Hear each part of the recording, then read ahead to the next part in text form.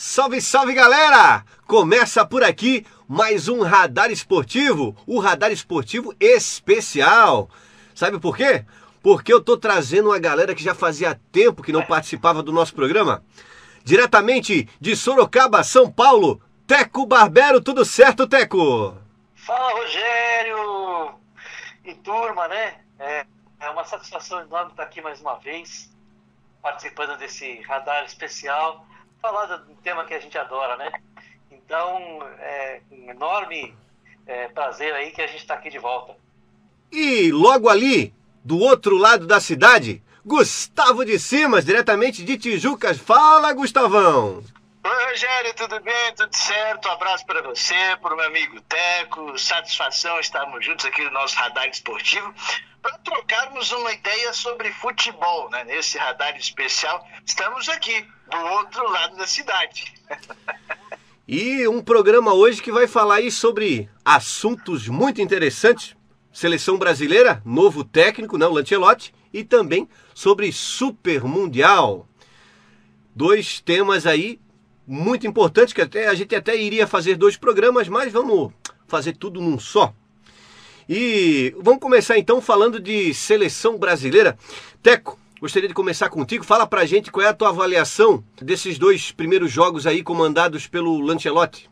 Então, Rogério, antes de qualquer coisa, eu quero fazer um cumprimento aqui, un saluto speciale alla comunità italiana che adesso abbiamo il allenatore italiano sulla squadra verde ouro, como eles dizem lá, né? Então agora a gente tem um treinador italiano na seleção brasileira que eles chamam lá de verde ouro, né? Então estou muito contente com isso, né?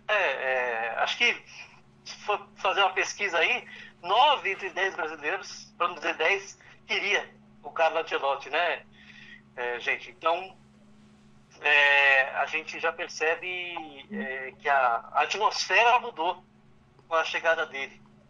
Não é, Gustavo? Teco, é verdade. É muito interessante o que você traz e coloca pra gente, porque o Ancelotti, é impressionante o como ele conseguiu já em pouco menos de 3 semanas, né? Você vê que o Carlo Ancelotti em 2 semanas já conseguiu transformar essa atmosfera, né? A seleção brasileira, o interesse, a esperança na seleção brasileira de poder fazer algo diferente com o Carlo Ancelotti, né? É muito interessante, muito positiva. E vamos combinar, estava precisando fazer algo diferente mesmo, né? Pois o que eu mais gostei até agora foi isso, né? Realmente a seleção precisava ter um ar diferente, uma pessoa que é muito grande, né? Nada contra o Dorival e todos os outros que passaram por ali. Só que ninguém tem o status que ele tem. E ninguém tem a convivência que ele tem com a maioria dos convocados ali. Vocês estão me ouvindo? Sim, Teco. Perfeito. É que deu um toque aqui, estranho, mas ok. Então, eu dizia que essa convivência que ele tem também com a boa parte desses convocados, por jogarem na Europa, também trouxe esse ar, né? Para quem acompanhou o jogo, o último jogo do Brasil, viu ali o sorriso do Vinícius Júnior, né? De cara para ele, né? Pro Ancelotti. Então, não que acredite que tenha alguma animosidade ali ou algum problema com o Dorival e com os outros. Só que o ar é diferente. Um cara que conquistou tudo que o futebol pode oferecer, só falta as Copas do Mundo, traz isso. E foi o que deu para fazer, né, Gustavo? Assim, falando, antes da gente entrar um pouquinho em tática, rapidamente, eu acho que o principal que ele poderia fazer era isso, né, a parte psicológica. Não, eu concordo com você, Teco, e mais, assim, mostra 2 coisas. Primeiro, o Carlo Ancelotti, com a grandeza que ele tem, um técnico que ganhou 5 Champions League, campeão das 5 principais ligas do mundo, um técnico enorme, um técnico grande. O cara olha para a área técnica, foi o caso do Vini Júnior e outros jogadores, e também nada contra o Dorival, aliás, grande pessoa, grande profissional, mas não aconteceu. Mas a grandeza do Ancelotti, e a segunda coisa importante, a grandeza da seleção brasileira. Porque um técnico, né, com o nome, com a representatividade que tem o Carlo Ancelotti, topar um desafio desse, mostra, né, que a seleção brasileira, mesmo com o momento recente, que não era positivo, né, mas a seleção brasileira é algo muito grandioso. E para um técnico que o Ancelotti estava até ontem no Real Madrid. Então, eu ressalto isso, e por isso, se fosse um estrangeiro meia boca, a gente ia estar cobrando, a gente ia estar com certeza reclamando, né? Porque não era questão você colocar um técnico estrangeiro, que a seleção brasileira, né, não era questão nacionalidade, o que a seleção brasileira precisava era de um técnico de ponta. E Carlo Ancelotti é esse treinador, né, Teco? Pois realmente, como o Brasil ainda vive, se a gente for pensar friamente, uma crise, o Brasil nunca viveu uma crise tão grande em termos de revelações, né, de jogadores protagonistas dos seus clubes na Europa, né? Você tem um número muito reduzido hoje daquilo que era antigamente. Só que o Brasil continua sendo a maior seleção campeã do mundo. Então, quando você tem esse fator e você está atravessando esse momento, você precisa de um técnico que realmente tem esse tamanho. Do meu modo de pensar, você só tinha praticamente duas opções, que era o Ancelotti e talvez o Guardiola, né? Que teriam esse tamanho, talvez ali o Klopp, né? Klopp, então, que tem esse tamanho esperado, né? Que vai dar o quê? Essa costa larga, o jogador olha para o banco e vê, porra, o Ancelotti tá lá, tá confiando em mim, né? Quando você olha para o Diniz, você olha para o Dorival, você olha para o próprio, tá bom, Abel Ferreira tá fazendo um grande trabalho, acho que poderia até dar certo, mas ele não tem o mesmo tamanho, goste ou não tem. Então isso que provocou essa mudança de ar, né, na seleção, e fez com que ela tivesse vamos falar assim, um respiro, né?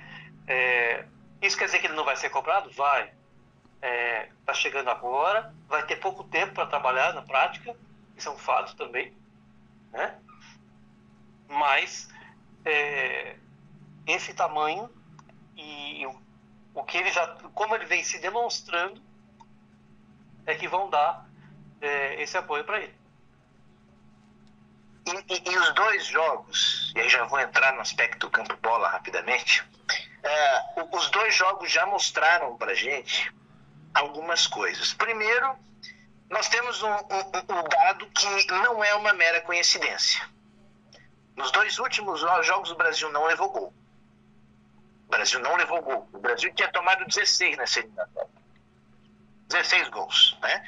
Sendo que nos últimos jogos, nos últimos dois jogos, ele não tomou gol. Foram atuações primorosas? Não, né? Primeiro jogo, defensivamente, o Brasil muito bem, ofensivamente não criou. Nesse último jogo já teve uma melhora no aspecto ofensivo, né? Aí ele mudou a proposta, entrou com 4 atacantes, conseguiu fazer uma seleção brasileira móvel, né? Com bastante mobilidade. Matheus Cunha, Rafinha, Martinelli, o Vini Júnior fazendo gol, né? Se não foi brilhante, mas foi o jogador que fez o gol da classificação, né? E o Ancelotti conhece o Vini Júnior. Então, assim, tem muito caminho pela frente? Tem. Mas eu diria que antes a gente não estava nem na estrada.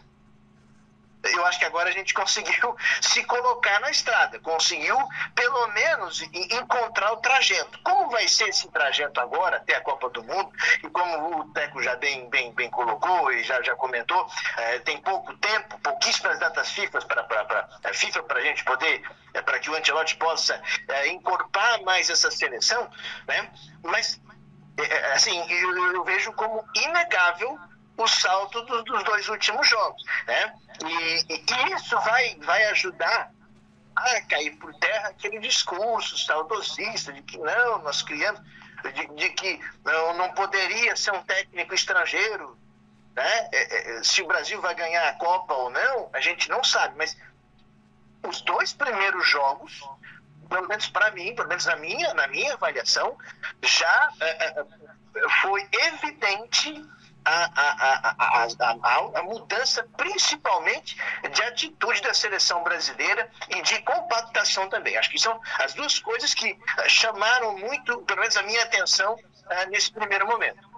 Exatamente, Gustavo. Eu ia comentar a partir desses pontos mesmo, porque o fato do Brasil não ter tomado gol e o fato dele ter mudado o time, né, do jogo do Equador para o jogo do Paraguai, e realmente feito um time mais móvel, com as peças que ele tinha, porque nós temos que lembrar que ele não tem Rodrigo, ele não tem Endrick, e o Brasil vive uma crise aí, eu volto a bater nessa tecla. Quem é o meia indiscutível do Brasil? Né? Nós não temos hoje. E isso faz falta na ligação meio campo-ataque. Né? A gente viu contra o Equador um time que não foi alimentado no ataque. Tá bom, não tinha o Rafinha. O Rafinha entrou nesse jogo, no segundo jogo, e no meu modo de ver não me agradou. Não como característica. Mas eu achei que talvez nesse jogo ele não correspondeu àquilo que eu esperava dele. Né? Para mim, disparado, o melhor do jogo, Matheus Cunha, que fez a beirada ali, e o Vinícius Júnior tentou fazer ser o 9, mas ele não é o 9. Né? Ele não teve o Pedro, né, que aí eu acho que atende exatamente essa função. Então, assim, é uma pena que ele não veio antes. Porque aí, e também a gente não teria todas essas peças, né? Mas eu acho que com essas peças, eu nem estou colocando o Neymar, tá? O Neymar, para mim, é uma coisa ainda para o futuro. Mais próximo da Copa, a gente vai saber se contamos ou não com ele. Então, eu não contaria hoje. Qual é o time que o Brasil vai para a Copa? É mais ou menos esse aí, com essas peças que eu citei. Né? E aí isso vai, né, entre aspas, o trabalho vai ficar um pouquinho mais fácil pro Ancelotti. Que se ele tiver um cara como o Pedro, talvez o Yuri Alberto ganhe uma chance nos amistosos, ou então nas próximas datas FIFA. Então você tem um centroavante ali, que é fazedor de gol. E, não sei, aí talvez o Rafinha, com esse referência 9, consiga fazer a função de armador, né, para alimentar o ataque, a gente vai ter um jogo mais bonito. O que você acha? Então, acho que é muito interessante. E o Ancelotti teve realmente que adaptar a seleção sem esse jogador. Ele tentou, por exemplo, no primeiro jogo, vamos lembrar que eu acho que o Jefferson, para mim, foi um jogador que perdeu a sua oportunidade, embora não seja exatamente um 10, mas seria o jogador, né? Ou é o jogador talvez mais próximo dessa característica que a gente sempre teve, né? E que está em falta. Acho que não só no futebol brasileiro, mas no futebol mundial. Mas eu acho que o futebol brasileiro, ele sente muito mais a ausência desse jogador, né? Para poder alimentar o ataque, para poder, por exemplo, em determinados momentos, até acalmar o jogo. Porque, por exemplo, no jogo contra o Paraguai, quando o Brasil vencia o jogo, o jogo era muito de transição, de muitos jogadores na frente, muito objetivo. Você vê, Matheus Cunha foi muito bem, como o Boteco já colocou. Rafinha, eu não sei também se foi uma questão de características, mas não funcionou. Né? Vamos ver como é que vai ser esse ajuste com os jogadores ali da frente. Agora, por exemplo, no segundo tempo, quando o Brasil vencia o jogo, faltou talvez, e esse meia é um jogador também importante por isso, para poder cadenciar um pouco mais, para poder acalmar um pouco mais, achar um passe, um pouco mais de lucidez, né? E em um determinado momento do segundo tempo, esse jogo de muita intensidade, os jogadores acabou faltando perna. O que aconteceu? O Paraguai, por exemplo, começou a gostar mais do jogo. Começou a arrumar lateral daqui, falta lá, né? Começou a chegar mais próximo, né, Teco? E aí realmente complicou o jogo. E se você olhasse lá o banco, mesmo que você trocasse, ele não tem ninguém com essa característica. E o Gerson, você lembrou bem, parecia que ele poderia fazer essa função. Mas veja, nem no Flamengo, que ele tem para ele fazer essa função, ele teria que jogar no lugar do Arrascaeta, né? Que faz maravilhosamente essa função. Quando o Arrascaeta não está, ele não consegue fazer também, né? Então hoje o Brasil vive essa falta desse 10 clássico, que eu acho que cairia como uma luva ali. Você pega o Arrascaeta, pega o Garro, né? Se pudesse colocar esses aí, iam cair como uma luva ali, porque são exatamente o cara que faz esse cadenciamento do jogo. O Renato Augusto, né, que hoje já não dá mais, mas enfim, é esse cara que o Brasil ainda se ressente dessa falta, sempre teve, e dessa vez não tem, né? Você pode ver todas as coisas. Você tinha o Rivaldo, né? Você tinha o Ronaldinho. O Galvão Bueno fez uma comparação esses dias do Rafinha sendo o novo Ronaldinho Gaúcho, né? Eu não sei, eu acho que é muito, muito cedo para se dizer isso, mas eu acho que está muito longe disso, assim. Ele não tem nem o poder de drible que o Ronaldinho tinha, e nem tantas enfiadas assim. Talvez com entrosamento, com um mês de treino, talvez ele conseguisse. Mas por enquanto, para mim, ele não demonstrou na seleção, né? Ele joga mais centralizado no Barcelona, ele vem da esquerda para o meio ali, né? Pois é. É que assim, ele tá longe. Talvez ele fosse o jogador para ser, vamos dizer assim, um pouco mais próximo, para tentar jogar ali da esquerda pro meio, né, pro centro ali, e tentar fazer essa função. Comparar o Ronaldinho Gaúcho, eu concordo, eu acho que tá longe, eu acho que ele, agora, falta esse 10, e aí assim, eu vejo que está na hora dos clubes brasileiros começarem, e da gente começar a trabalhar nas categorias de base, no futebol brasileiro de modo geral, esse jogador. Porque o futebol europeu não sente, talvez, tanta ausência desse jogador. Mas para a nossa característica de jogo, para a característica do futebol brasileiro, a gente precisa. Pode ver, todos os times que têm destaque no Brasil, você tem um 8 ou um 10 que fazem essa função, né? Porque senão fica um buraco. Pode ver, quando o Corinthians não tem o Garro, ele sofre muito, né? Quando o Flamengo não tem o Arrascaeta, ele sofre menos porque o elenco é mais qualificado, mas você vê que fica um buraco faltando, uma engrenagem que falta, né? E o Brasil continua assim. Outros países também, veja a Itália está sofrível. Meu Deus do céu. Situação dramática lá, né? Pois é. E a Itália não revela ninguém, né? Você não escuta um jogador novo que se destaque. Então, para você montar um time assim, é muito difícil. Mandaram os parentes embora lá. Vão pegar um técnico menor, que eu já estou vendo aí as opções. Vai ser muito difícil. Então, o Brasil hoje tem um técnico de ponta, tem alguns poucos jogadores que se destacam, principalmente ali no ataque. Tá voltando a equilibrar a defesa. Gostei do Beraldo quando entrou. O Marquinhos. Esse Alexandre, bom zagueiro, hein, Teco? Não sei se até a Copa ele vai estar desse jeito, mas bom. Alexandre Ribeiro, né? Não me engano. Isso. O Linde, né? Então. Isso. Bom jogador, muito bom. Ele vai ter o Militão ali, né? Faltou o Militão, que não estava disponível também, que acho que ele vai estar disponível aí, né, para as próximas rodadas, né? Então, também não dá para a gente avaliar o Ancelotti com esse grupo que foi para esses dois jogos. Porque ele vai trazer o pessoal que já vinha atuando. Vamos ver como ele vai pôr, porque é diferente, né? Do jeito que o Dorival usava, né?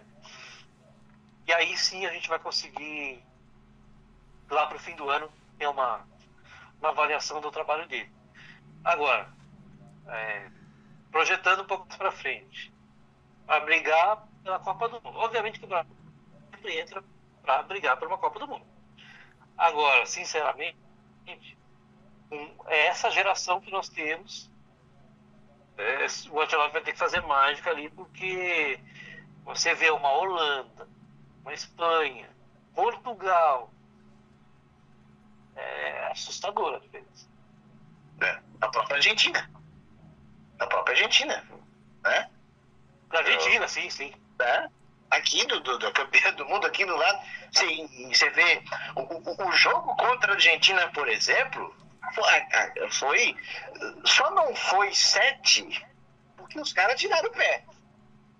Não foi, a tragédia ia ser muito grande. Então, assim, concordo com o técnico que a diferença é muito grande. Agora, por isso da importância, ou seja, se nós não temos os talentos, eu não acho a pior geração do Brasil, não vejo que seja a pior geração, mas também não é a melhor. Agora, se nós não temos os talentos que nós tínhamos em outros momentos, o que nós precisamos agora? É de um treinador, e aí, por isso a nossa expectativa e a cobrança para cima do Ancelotti, Teco, é o quê? Que se você não tem uma geração com a variedade, com a quantidade de talentos que nós tínhamos, o que vai ser preciso, né, para que a seleção brasileira possa bater de frente?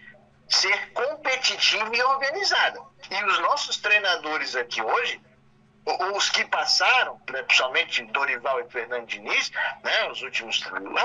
nem vou contar, porque aquilo ali... Né, não dá nem pra...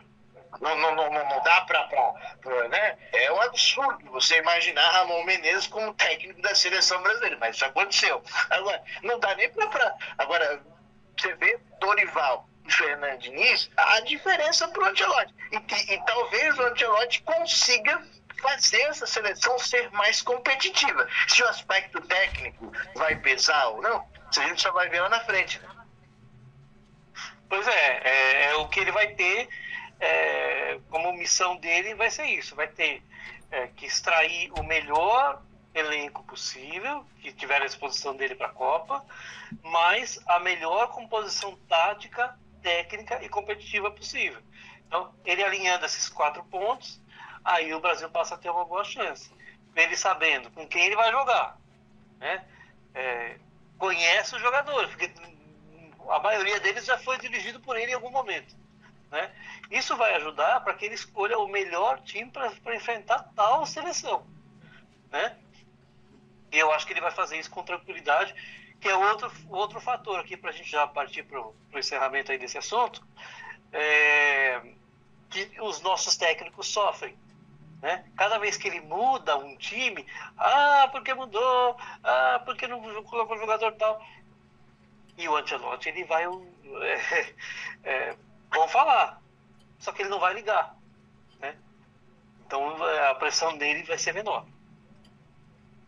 Sim, o próprio caso do Neymar, do Dorival, por exemplo, ele mesmo admitiu que ele estava fazendo uma seleção, montando uma seleção, contando com o Neymar, quer dizer, com a individualidade. O Neymar, tecnicamente, indiscutível, mas a gente não sabe se vai ter o Neymar. Eu torço demais para que sim, porque é um grande jogador, tecnicamente, é o melhor jogador que nós temos.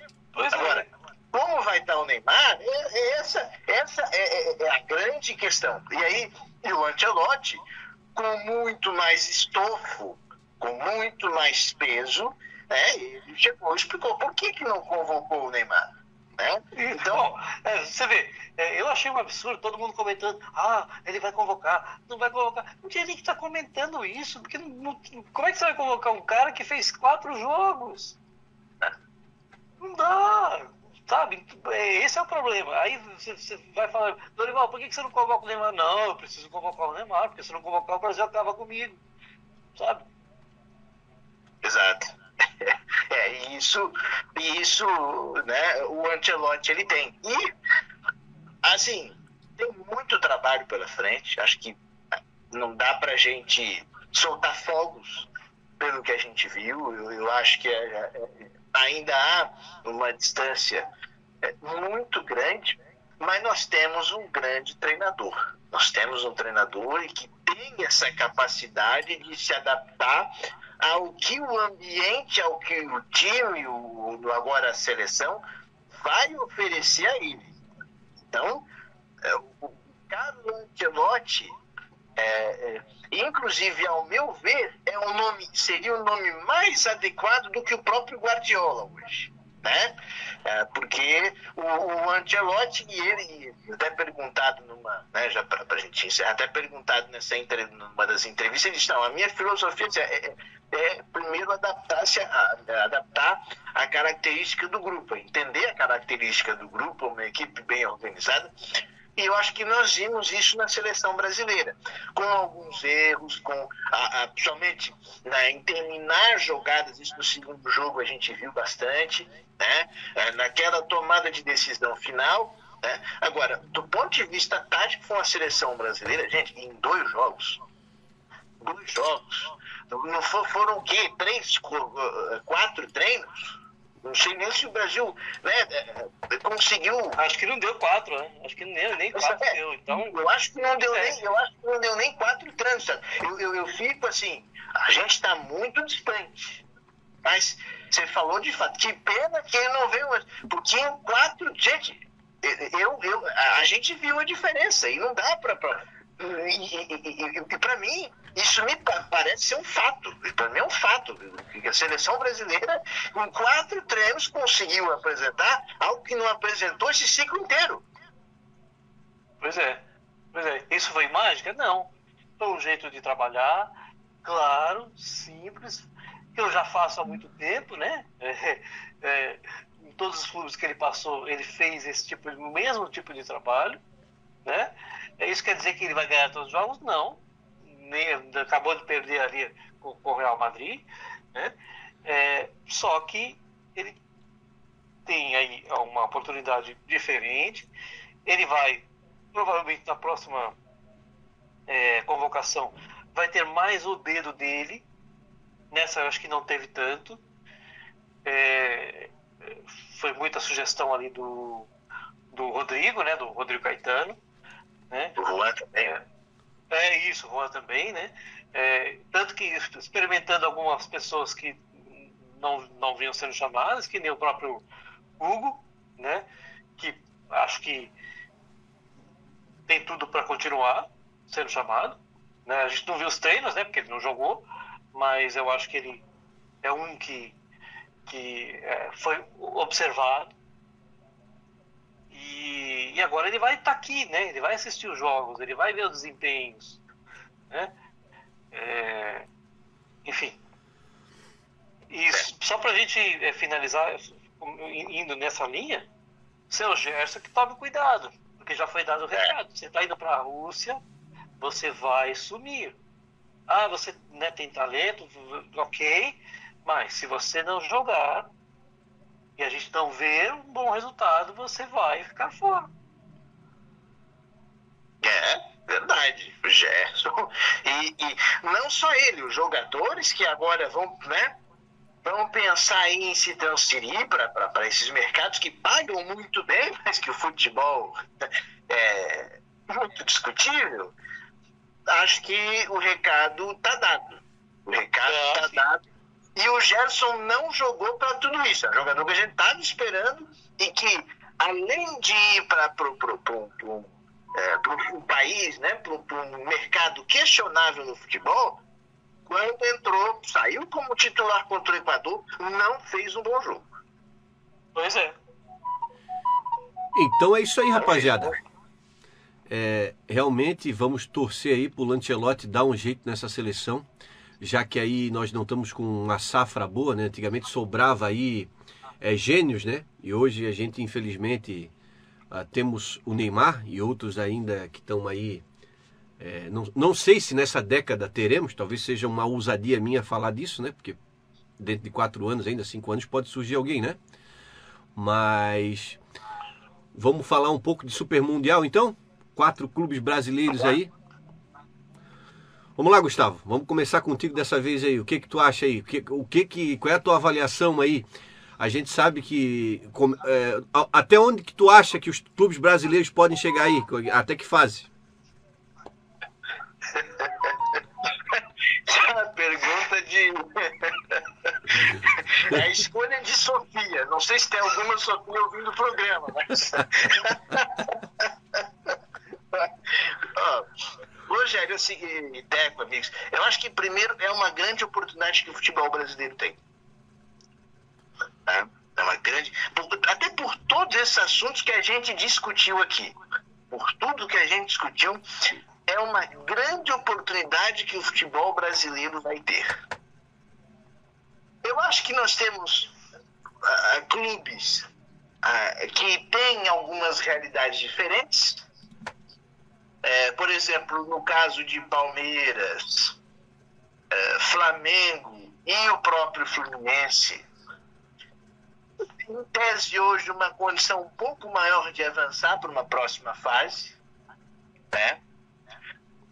O Botafogo, na minha opinião, é quem está mais encrencado, porque já tem no grupo ali Atlético de Madrid e o PSG, que é simplesmente o campeão da Champions League, que simplesmente a final da Champions foi um massacre, né?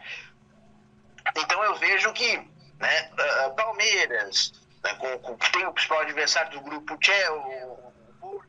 o Flamengo, né, como principal adversário o Chelsea, o Fluminense ali com o Borussia Dortmund e tal, né, tem uma condição melhor de classificação. Né? Isso significa que esses 3 vão classificar, o Botafogo não, não, porque o futebol não é uma ciência exata. O Mundial vai nos dizer, e vai nos dizer que nível os nossos clubes vão estar. Né? Eu acho que por isso vai ser muito válida essa experiência. Eu estou muito curioso para ver como vai ser o desempenho dos times brasileiros. Uns um pouco mais prontos. Flamengo e Palmeiras são os times que eu vejo como mais prontos hoje, do Fluminense e Botafogo um pouquinho mais atrás, né? Agora, vamos ver como é que o campeonato vai, como as coisas vão andar para os times brasileiros. Não sei, o Teco, qual é, que é a avaliação dele para esse Mundial. Então, Gustavo, Rogério, amigos, bom, primeiro que eu acho que é uma boa iniciativa, né? Acho que o Mundial ele vai pegar como plano de campeonato. É uma chance aí para a gente ver times que a gente quase não vê ou nem ouviu falar, né? Isso em alguns aspectos não é tão bom, porque você vai ver distorções, né? Mas se levarem a sério, eu acho que tem o formato me agrada bastante. E aí, indo para as chances dos brasileiros, eu vou mais ou menos nessa linha do Gustavo, né? Eu acho que, infelizmente, assim, a gente está, como times aí, muito atrás, né, dos grandes times da Europa, todos que estão aí no campeonato, né? Realmente o Botafogo pegou o grupo mais difícil, né? Porque você tendo PSG... que é só o campeão, né? Tá no auge do seu futebol, né? Então isso vai dificultar bastante. O Botafogo não é o mesmo aquele que se classificou para esse Mundial, né? Não é aquele grupo que teria mais chance, né? Eu vejo o Palmeiras e o Flamengo como os mais organizados. E vejo também, assim, não sei se você viu, Gustavo e Rogério, saiu uma notícia esses dias aí, em que um jogador do Porto foi perguntado, no seu grupo, quem é o time que você acha que vai ter mais dificuldade? E ele respondeu Al Ahly. E falou, por quê? Porque eu vejo que o time mais organizado, talvez mais competitivo de se jogar e talvez o mais difícil. E o Palmeiras, por exemplo, não foi nem citado. Né? assim, o futebol brasileiro não está com uma moral das mais altas, assim, como equipes. E foi o que eu também... Ver... Foi o que eu também acabei ouvindo falar, né, que do grupo do Fluminense, que a gente acha que o Fluminense tem uma grande oportunidade de poder ser o segundo, mas ele não é o segundo favorito. O Mamelodi Sound lá, que é o segundo favorito, segundo alguns comentários internacionais. O Borussia, claro, né? E depois o Mamelodi Sound Sim. lá. Pois é. Então você vê que o futebol brasileiro, quando se fala em equipes, né, em times, ele não está bem visto. Né? Basta ver também as apresentações que nós mesmos fizemos nos últimos mundiais. Né? Os times brasileiros foram inofensivos contra os times europeus. Né? Então, o Botafogo, por exemplo, ano passado, na Copa Intercontinental, que era o Mundial, né? Por exemplo, já tomou 3 no primeiro jogo. Contra o time do México. Pois é. Então, assim... Não ameaçou, né? Não ameaçou. O Palmeiras perdeu pro Tigres. Então, assim, é um nível de competição muito diferente. Um fator que eu acho que é bom para nós, né, para os times brasileiros, é que os times europeus estão em fim de temporada. Então você tem um desgaste grande. Nesse ponto, aí é uma questão de agenda, né? Eu não sei se é o melhor momento para se fazer esse torneio. Né? Porque os principais equipes estão desgastadas. Né? E isso pode ser um fator bom para a gente, que a gente está no meio da nossa temporada.